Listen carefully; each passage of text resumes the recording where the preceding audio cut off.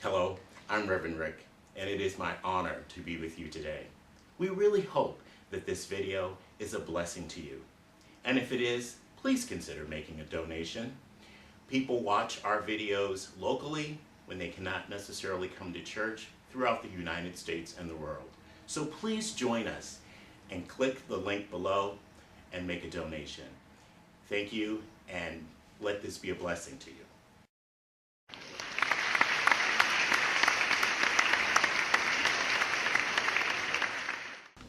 Let us prepare ourselves as you put your hand over your eyes. I open my eyes to see the spiritual truth today. I open my eyes to see the spiritual truth today. And now over your ears. I open my ears to hear the spiritual truth today. I open my ears to hear the spiritual truth today. And now just over your heart. And extend out your arms. I open my heart to receive the spiritual truth today. I open my heart to receive the spiritual truth today. The spiritual truth that I'm working with today is that you are here on purpose for a purpose. You are here on purpose for a purpose. And it's not complicated. You don't have to go to a seminar. You don't have to buy a special workbook. You don't have to divorce your mate. You don't have to sit in India, an ashram in India. You don't have to dress for success. It's very simple. You're here on purpose because God loves you. And you're here for a purpose, and that is to love God. And the good news is that God is everything. So you're loving everything. You're loving the problems and the solutions. You're loving all of the people. There's nothing that you aren't here set on earth to love. That's our work. Our work is simply to live in a state of love. Now, as you know, we're in the completion of our series on the light that you are. We started out with the Bodhi Day, which is the Buddha's Day of Enlightenment. We went on then to Kwanzaa, which simply means Festival of Lights. Not Kwanzaa, Hanukkah. And then we went on to Winter Solstice, which is celebrating both the light and the dark in our lives. And Christmas, the light of Jesus' birth. And then today we're at Kwanzaa.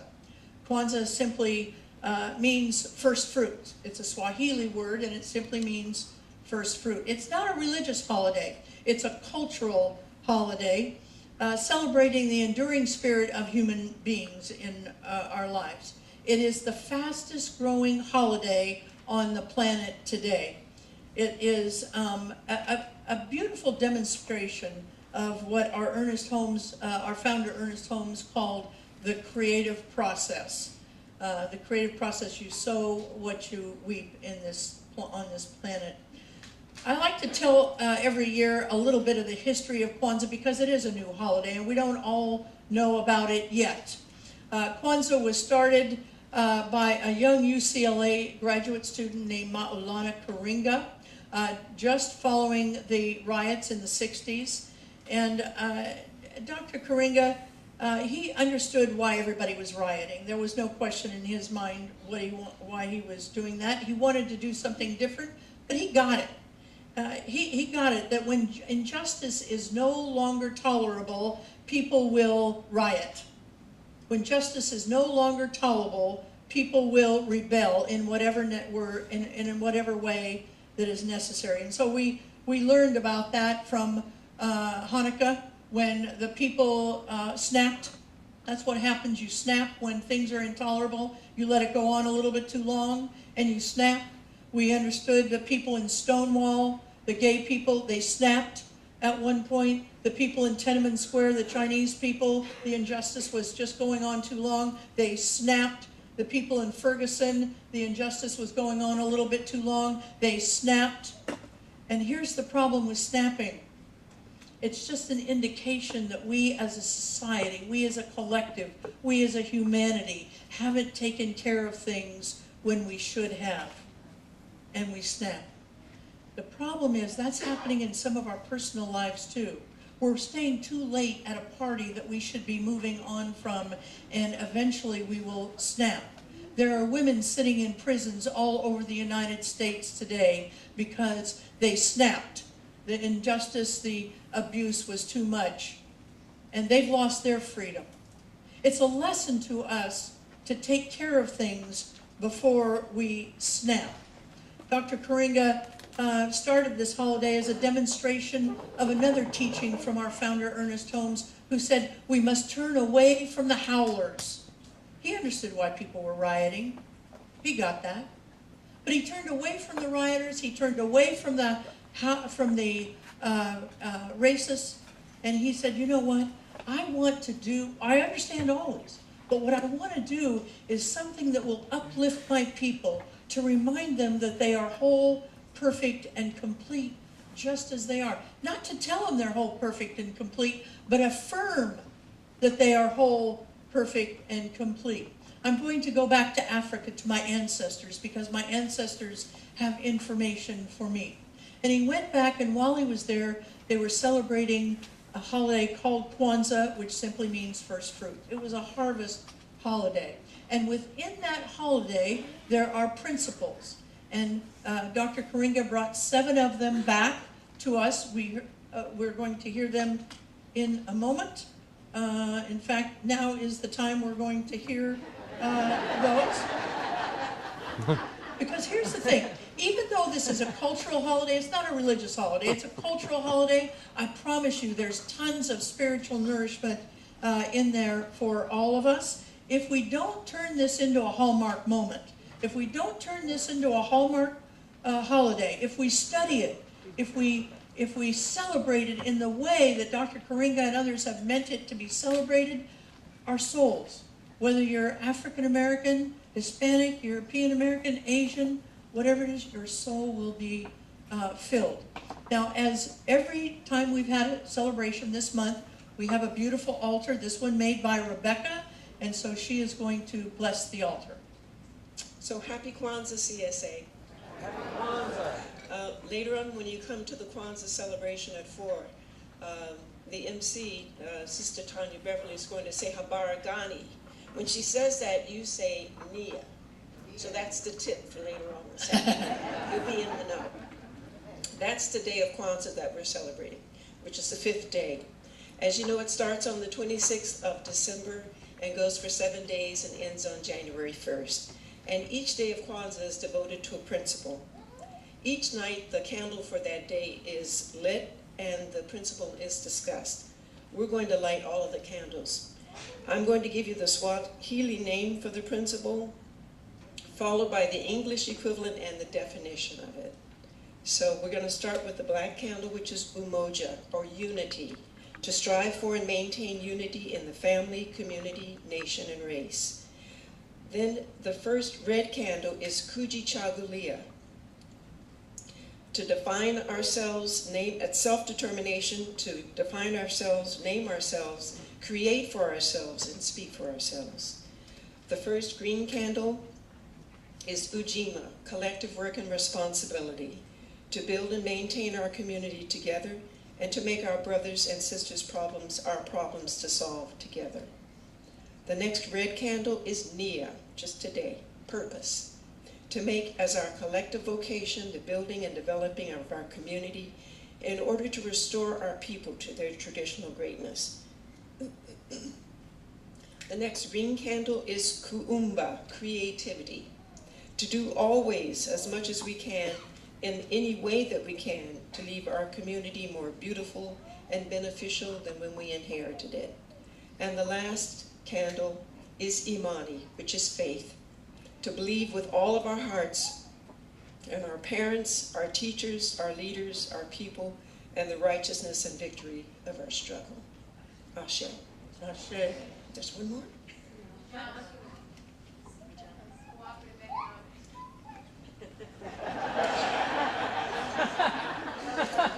I just felt like I had it. I was on a roll this morning. So the Ujamaa for cooperative economics. Okay, let's. So it is.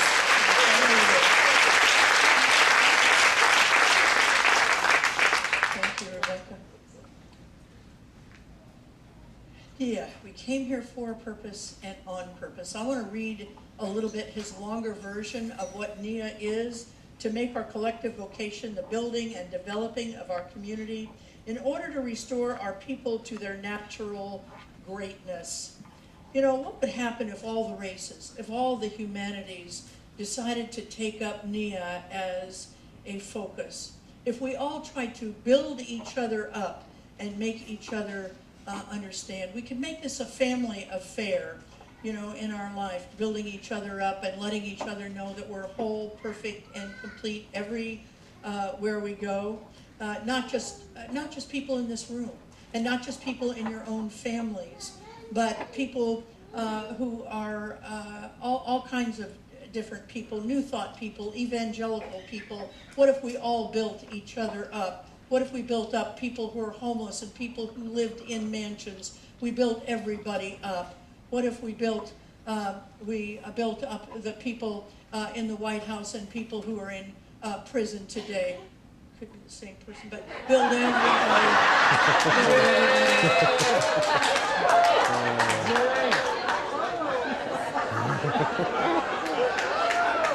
That's good.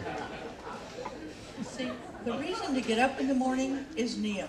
The reason to get up every single morning is NIA. Turn to a neighbor and say, "You're fabulous." You're fabulous, James. You're fabulous, Amelia. That's the practical. All right, darlings, come on. That's the practical application of today's message, of NIA. Running around to tell everybody how fabulous they are everywhere they are and everywhere you are. All it takes, it doesn't take anything more than a willingness to do just that. To tell people how fabulous they are. And I'm talking about total strangers. I was at McKinley Park the other day in the company of a 3-year-old, and I just got it. I got it when people would be so happy when their children were able to achieve something like learning how to pump on a swing or do something that they really saw their kid as fabulous. So I decided to go around and just tell as many kids as I knew, "You're fabulous. You're fabulous." And then I took a look at the parents, and they looked so exhausted after this holiday season. I decided to go around and tell them, "You're fabulous. You're fabulous." And you could feel a little lightness. You could feel a little, just recognition.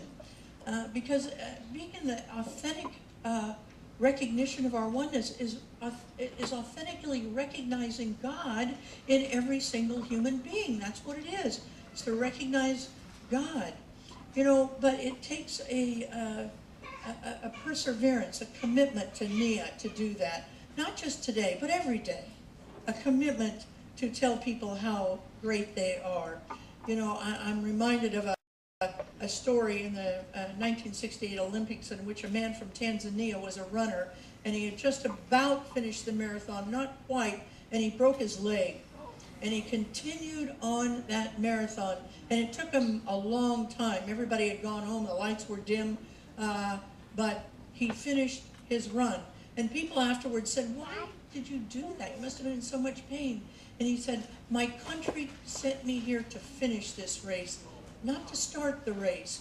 And that's what God sent us here for, to finish lifting other people up, not to just start it in our life. So I want to look at 3 specific practical things we can do to shore up our ability to lift others up in our life, to practice NIA far beyond when Kwanzaa is over, far beyond when this day is over. And the first one is to develop living an authentic life. Develop living an authentic life. You can't love anybody else. You can't lift anybody else if you don't love yourself. You can't lift other people up if you're constantly putting yourself down in this life. And to love yourself, you have to know who you are. You have to live an authentic life in order to be able to do that. So if you're living somebody else's dream for yourself, you're not alive. You got to give it up. If you're living your own dream that was 10 or 20 or 30 years ago, and you haven't refreshed your outside to meet the new inside of you, you're not alive. You're not living your authentic dream anymore. You can't have NIA and live inauthentically. It is not possible. You just can't do it. So find your own style and capitalize on it. When we live our authentic life, when we walk our authentic life, we shed a light that is so bright. And it's not work. It's simply living who we were sent here to be. Even if it makes somebody else uncomfortable, we're living who we were sent here to be in our life. This Kwanzaa, ask yourself, am I living my authentic life? Am I still in a job I hate because I'm afraid I'm not going to earn enough money? If that's the case, find a practitioner. Go in there and get a practitioner's card off the wall and call them and say, I need to be reminded who my source is because I think it's this job. And they will help you understand God is your source. There are many opportunities for you to create money. Now, don't get me wrong. Don't leave here tomorrow and tell your wife, I quit my job because Reverend Georgia said, no, don't do that. But begin working on it. Begin working on living the authentic life. If you're a person who's afraid to call or write to your parents and tell them that you're straight, find a practitioner.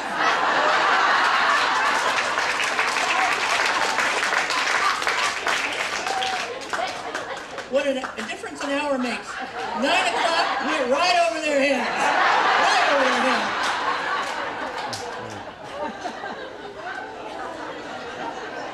But if there's anything about you don't like, call a practitioner and say, I need to be reminded of who I am and why it's so important, not only for me, but for the planet, for me to walk in my authenticity. Because my light is needed here. It's needed here more than ever in our lifetime. The second practice we can do is to begin to remove all distractions from our authenticity, from our niyyah, from our purpose. And that means sometimes that we have to let go of some people who are not on board with niyyah, who are not on board with this purpose of lifting up everybody in our life. See, it's hard to keep the shine on niyyah if you're always around the awfulizers. You know the awfulizers? Ain't the economy awful? Ain't it awful, the politics? I'm talking to myself now. I gotta learn this. We have to let go of the awfulizers.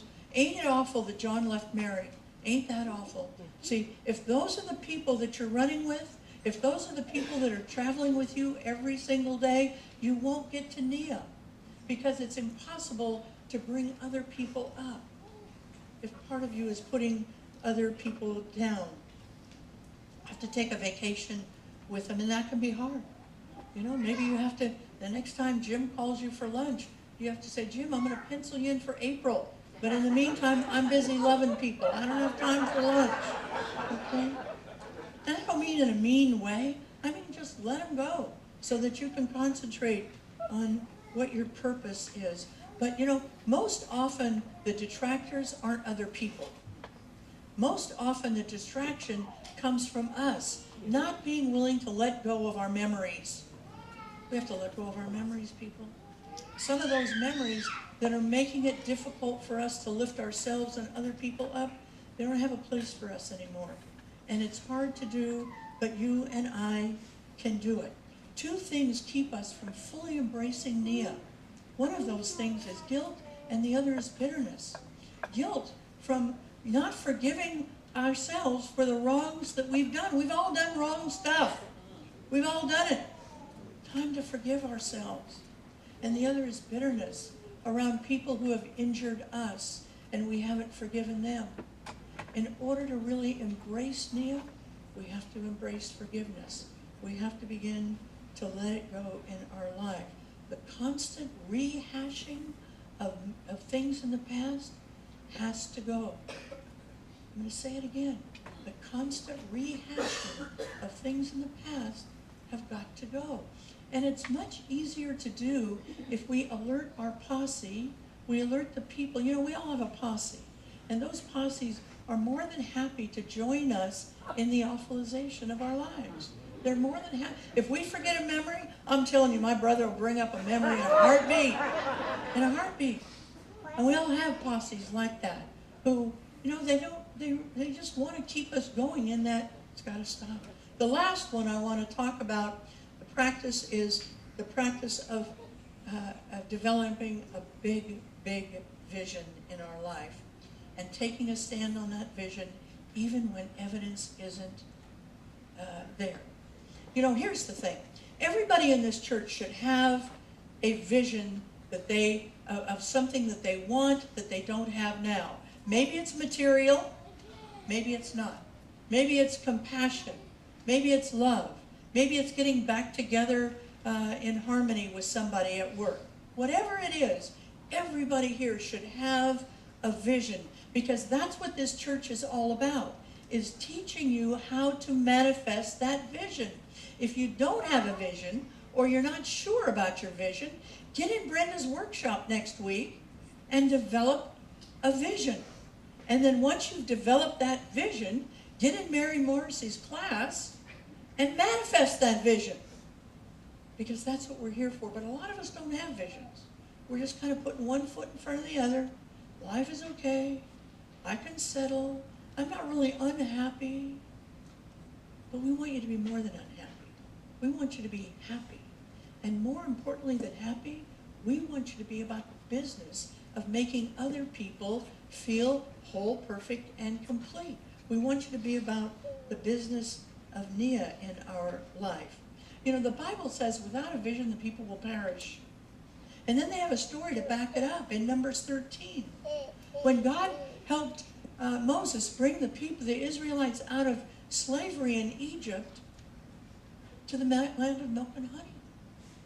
And you know, that took a minute. But there came a time in which Moses sent 12 people, the heads of the 12 tribes of Israel, to check out this area and said, this might be where we're going. Check it out. All 12 of them went. 10 came back. And 10 of them said, no, we're not going there. That's too scary. Those people are big as giants. They'll shoot us. They'll kill us. 2 came back and said, wow, what a beautiful potential that is. What a beautiful land for us. That is the land of milk and honey. We need to go there. Well, the 10 broke off and didn't go there, and they perished. And the 2 who went there lived lives that you and I want to live.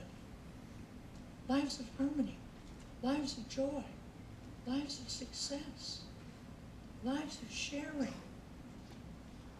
lives of being with one another in absolute, authentic ways. God has opportunities laid out for each one of us in this room. I don't mean a God in the sky. I mean there is a universal order that has opportunities laid out for each and every one of us based on our interest, our curiosity, our skills, our personalities. But in order to be able to grasp them, we have to be open. We have to be open to them. I want to close this morning by reading you the names of a few people who have uplifted all of us in this world, who brought us joy, who brought us art, who brought us connection. Now these are people, some are born in middle-class families, many not. But they all had one thing, an understanding of their authentic purpose. And not only did they understand it, but through great challenges, they brought it onto the planet to bless each and every one of us. Chris Rock, James Baldwin, Shirley Chisholm, Alice Walker, Serena Williams, Jackie Robinson, Colin Kaepernick, Richard Pryor, Thurgood Marshall. Now, in truth, I could have spent my whole 26 minutes up here just reading names of African Americans who brought joy, who did Nia, who brought love on